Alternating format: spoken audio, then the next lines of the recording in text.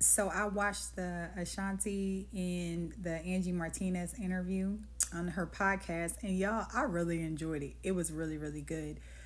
She just gave some gems, and we all know it's not always a good idea to double back to people, but in her case, just when she spoke of it, I am so happy for her. But she gave just a lot of maturity gems in there. And one of the things that she talked about in it, it was just about her and Nelly, the maturity and the growth between their communication. Because a lot of the time, connections with people break down because of bad communication.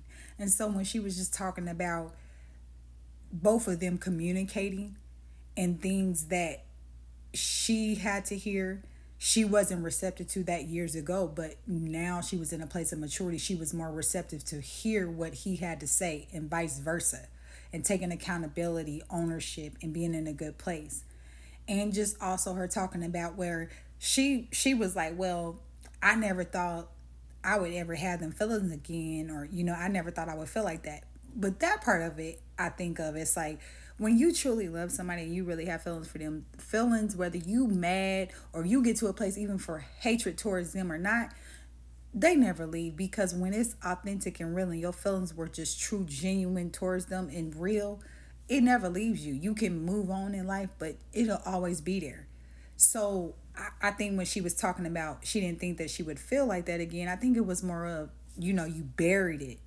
You buried those feelings because you were mad, you were in your feelings, you was like, I'm never gonna go back to that person. I don't see them. You see them in a different light. But when you release and you really get to the place when you let it go, you let it go, you really forgive and say, hey, that's the past, that happened.